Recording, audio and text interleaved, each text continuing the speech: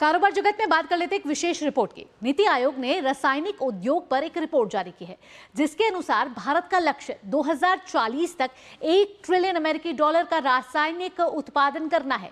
क्या कुछ खास है और इस रिपोर्ट में, इस बारे में हमारे संवाददाता विशाल बैरिस्टो ने नीति आयोग के सदस्य अरविंद विरमानी से खास बातचीत की है।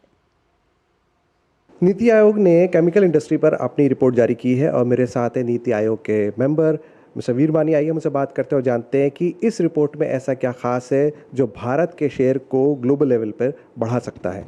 सर, तो ख़ास बात ये है कि उसका रिव्यू लिया गया है, किस जगह पे हम वेयर वी स्टैंड, किस जगह पे हम खड़े हैं और आगे क्या करना है, क्या पॉलिसीज़ चाहिए, क्या दिशा होगी, क्या विकसित भारत का 2047 में क्या पोजीशन होनी चाहिए।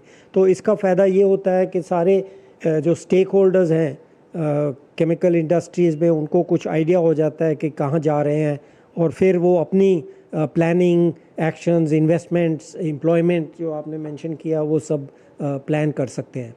और भारत को अपना ग्लोबल शेयर बढ़ाना है तो इंपोर्ट कम करके एक्सपोर्ट बढ़ाना होगा। इस पर आपकी क्या प्रतिक्रिया है? तो रिपोर्ट में ऑल्सो तकरीबन 150 प्रोडक्ट्स आइडेंटिफाई किए हैं based on certain principles, including जिसको कहते हैं स्ट्रेटेजिक वैल्यू एट्सेट्रा।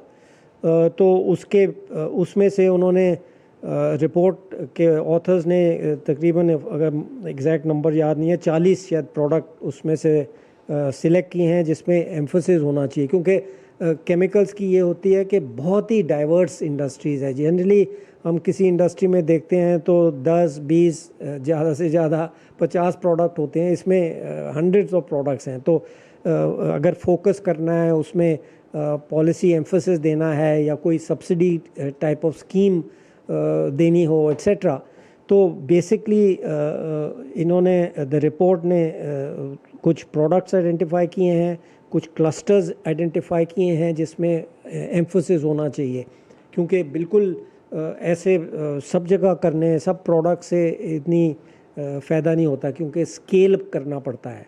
तो मिनिमम एफिशिएंट स्केल चाहिए होता है, और ख़ास करके केमिकल्स, जो हेवी केमिकल इंडस्ट्री है वो बहुत स्केल पे डिपेंडेंट है। तो जो कम्पेटिटिवनेस है ना, वो साइज़ पे डिपेंड करता है। तो इस तरह कई इश्यूज़ जो हैं वो सब एनालाइज़ किए हैं और कई रिकमेंडेशंस दी हैं। तो जैसे कि आपने सुना मिस्टर वीरमानी से, भारत बहुत ज़्यादा फोकस्ड है अपने ग्लोबल शेयर को बढ़ाने के लिए और इस दिशा में ये रिपोर्ट एक बड़ा कदम होगा। कैमरामैन जगमोहन के साथ मैं विशाल बैरिस्टो, डीडी न्यूज़, दिल्ली।